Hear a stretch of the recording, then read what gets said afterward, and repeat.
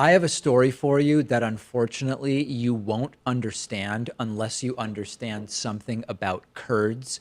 I mentioned earlier in the show that Donald Trump yesterday had one of the strangest press conferences that I've ever seen. And I was watching it initially as I was working on a bunch of other stuff for the show. And at a certain point, I just had to stop and focus exclusively on the press conference because it was so insane.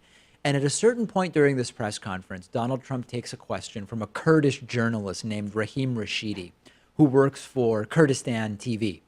And Trump calls on the guy as Mr. Kurd. Okay, now this might not be immediately jarring to you, although I know that to many people in the audience it will be. What you have to understand to really understand the context here is that Kurds are an ethnic group, right? So Kurd is interchangeable in terms of like a category item with something like black or Jewish, for example. So when Trump calls on someone by saying Mr. Kurd, it's the same as if a black journalist stood up and raised their hand and Trump says, go ahead, Mr. Black, or a Jewish journalist stands up and says, next question, Mr. Jew. That is the equivalent of what Donald Trump is doing in this. Check out this very, very short but extraordinarily bizarre video. Yes, please, Mr. Kurd.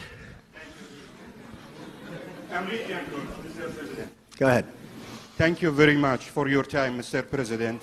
This is the sort of intangible debasement of the culture around the office of the presidency that goes well beyond policy. It doesn't have to do with Trump's misunderstanding of trade deals and his destructive tax plans and his complete lack of knowledge of how money works. This is kind of like the flavor and character of this administration's effect of making the United States just look really stupid around the world. And the problem is that Trump and his followers are too ignorant to realize how sort of mind-blowingly horrible this is. And people will write to me, you know they will, Pat, and they'll say, David, you're too sensitive. It was a term of endearment or something like that.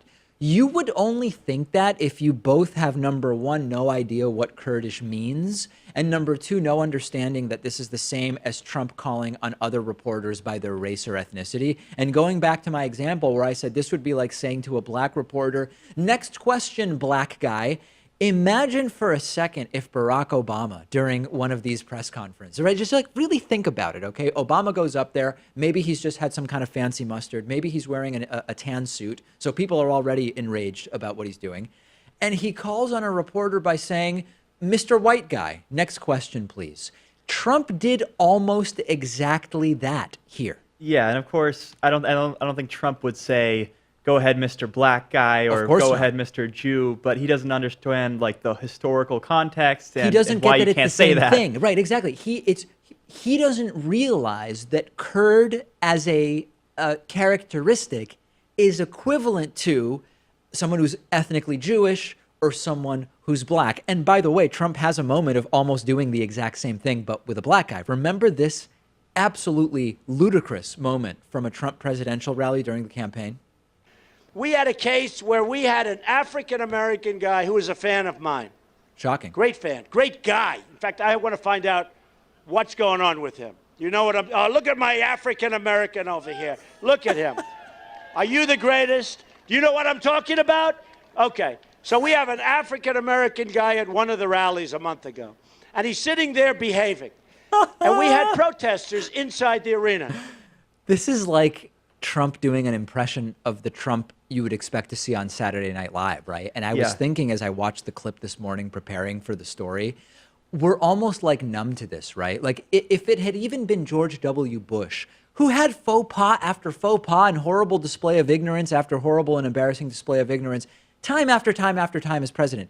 If it was even Bush, we would be reacting more strongly. But this is politics under Trump. Mr. Kurd, go ahead. There's my African-American. There was a black guy who was behaving at a rally. Go figure. This is the kind of thing that your slightly racist uncle says at a dinner party. Yes. And your family is all kind of used to it, and you kind of give them the pass. But we shouldn't give the same pass to the president of the United States. In the same way that we shouldn't give it's all about context. And that's why, you know, with the Brett Kavanaugh stuff, not to go back to it, I feel like we've covered it enough.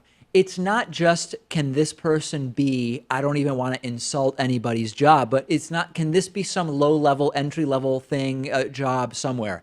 This is an appointment for life to the highest court in the land. It's one of the positions of greatest power and responsibility in the United States, period, right? And the expectation should be higher. The idea that, listen, it's like, yeah, there's multiple accusers, but it was a while ago, and we kind of have a schedule to get to here, and we want to have the vote on Friday. We would be reacting way more strongly to what Trump is doing if we weren't completely desensitized to it. We would be hopefully reacting way more strongly, or many of us are reacting strongly, but others are not, to the allegations against Brett Kavanaugh if we hadn't elected a president who had 16 allegations against him, right? So these are horrible, horrible realities that we're dealing with, but you can just tell that so much of the population has become numb to this stuff, and that's really disturbing. Today's show was made possible in part by Psyon Games and their new game for phone and tablet called Antidote, which is an award-winning strategy game that's all about using vaccines to defend the human body from bacteria and viruses. It's fast-paced. The graphics are amazing. The game has actually been commended by the World Health Organization because it has a mission to fight back against anti-vaccine misinformation. So the game is educational and fun to play. Download Antidote for free on your phone or tablet in the Google Play Store or the iOS App Store, and have a blast using vaccines and the body's immune system to fight off deadly diseases. And don't forget to search for Psyon Games on Twitter, Facebook, and Instagram. If you're watching this on YouTube, I've put the links under the video.